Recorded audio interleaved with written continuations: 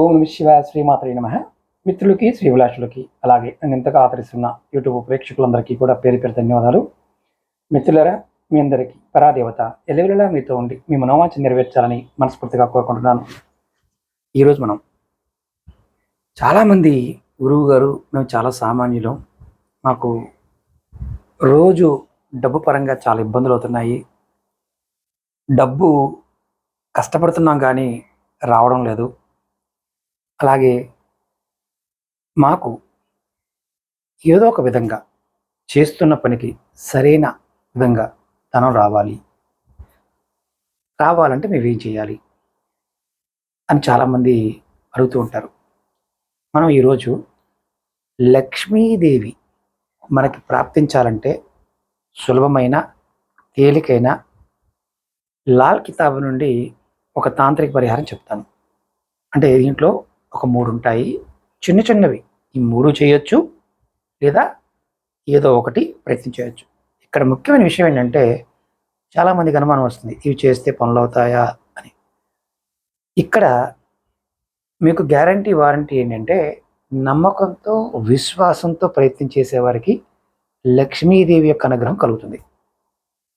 నమ్మకం లేదు, విశ్వాసం లేదు, అసలు వీటిని ప్రయత్నం చేయొద్దు. ఇది సామాన్యమైన వ్యక్తులైన, మతము కులంతో సంబంధం లేకుండా వీటిని ఎవరైనా ప్రయత్నం చేయొచ్చు. ఇక్కడ మనకు ఒక సమస్య ఉంటుంది. గురువుగారు, మా మతం ఇది, మా కులం ఇది, మేము చేయొచ్చా చేయకూడదా అని అడుగుతూ ఉంటారు. సనాతన ధర్మంలో ప్రయోగాలకి మతాన్ని, కులాన్ని ఎక్కడా ఆపాదించలేదు. అదే సనాతన ధర్మంలో గొప్పతనం.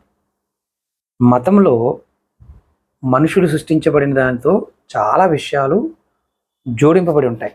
అంటే ఇలా చేయకూడదు, ఇలా చేయొచ్చు అనేవి చాలా ఉంటాయి. అది మతంలో వస్తాయి.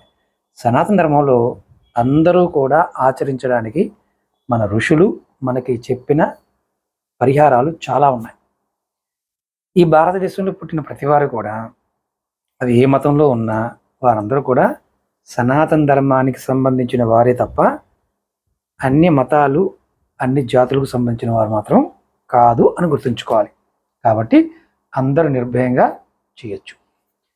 అలాగే ఇది అవసరం ఉన్నవారు మాత్రమే చేయండి.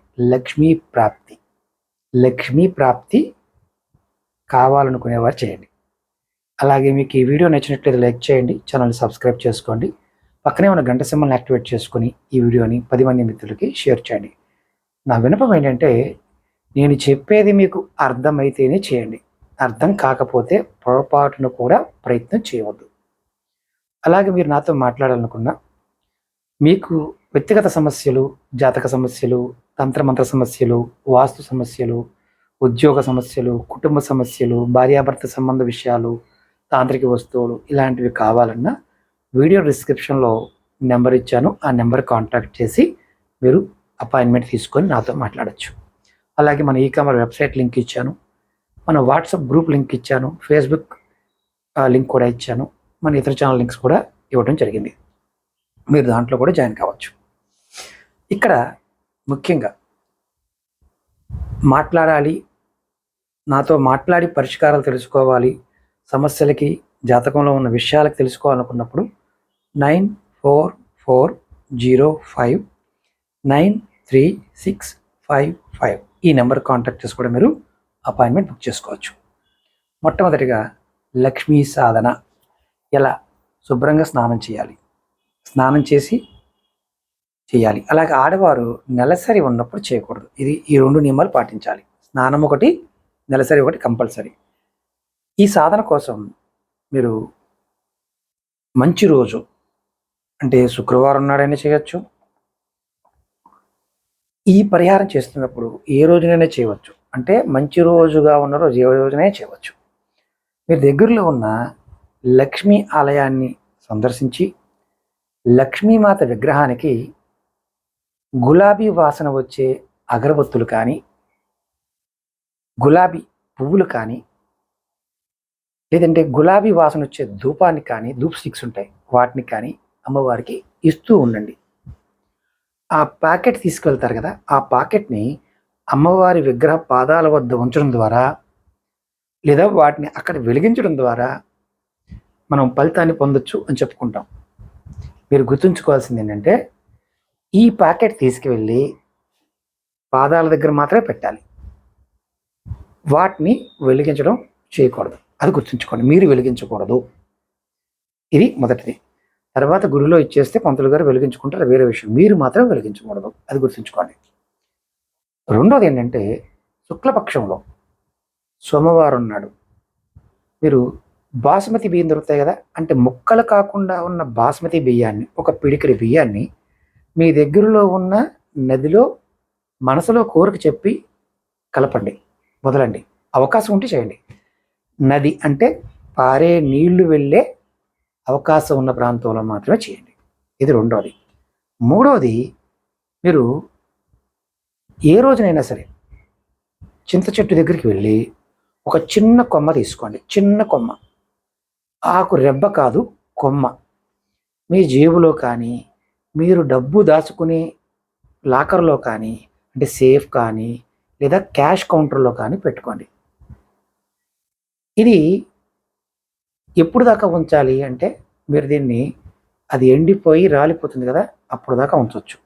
తర్వాత మీ ఆర్థిక పరిస్థితి మెరుగుపడేలా ఈ చింత కొమ్మ నుంచి లక్ష్మీదేవి యొక్క అనుగ్రహం కలుగుతుందని శాస్త్రం చెప్తుంది, తంత్రశాస్త్రంలో. మీరు ఏం చేస్తారు, ఈ కొమ్మని ఉంచి తర్వాత మీరు ఒక నెల రోజులకైనా వేరే కొమ్మ తెచ్చుకొని దీన్ని తీసేయండి. మీరు ఈ 3 పరిహారాల్లో ఏదైనా సరే ఆచరించవచ్చు. ఇది చేస్తున్నప్పుడు గుర్తుంచుకోవాల్సింది ఏంటంటే ఒక చిన్న ప్రార్థన. ఈ పరిహారం చేస్తున్నప్పుడు, ఓ లక్ష్మీమాత, నా ప్రార్థనని, నా మనవిని విను అని చెప్పి, అమ్మ, నాకు ధనం సంపాదన విషయంలో ఆటంకాలు కానీ, వస్తున్న సంపద నిలబడటానికి కానీ, ఎటువంటి దోషమున్నా, నా ద్వారా జరిగే దోషం ఉంటే నన్ను క్షమించు అని కోరుకొని మీరు ఈ పని చేయాలి, ఆచరించాలి. మళ్ళీ చెప్తున్నాను, ఈ పరిహారాలు, ఈ 3 పరిహారాల్లో ఏది చేసే సమయంలో, అంటే మీరు దేన్నైనా ఒకటి ఆచరించాలనుకున్నారు అనుకోండి, ఏదో ఒకదాన్ని, చింతకొమ్మ తెచ్చుకోవాలనుకున్నా సరే, స్నానం చేసి శుభ్రమైన బట్టలు ధరించి చేయాలి. స్త్రీలు మాత్రం నెలసరి సమయంలో ఉంటే ఈ పరిహారాన్ని పొరపాటును కూడా ఈ 3 చేయవద్దు. ఇక్కడ ఒక అనుమానం ఉంటుంది, మరి ఇంట్లో నెలసరి ఉంటే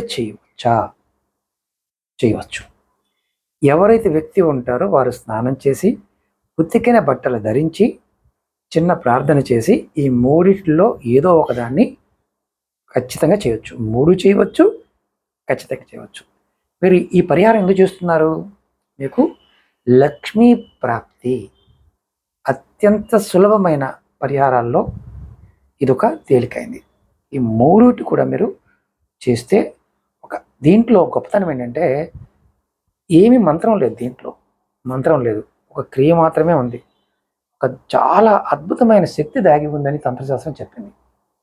నమ్మకంతో చేయండి, చేసి ప్రయత్నించేయండి. అలాగే ఓం మహాలక్ష్మి నమః అని కామెంట్ చేయండి, మీకు అమ్మవారి యొక్క ఆశీర్వాదం లభిస్తుంది. ఓం నమః శివాయ, శ్రీమాత్రే నమః.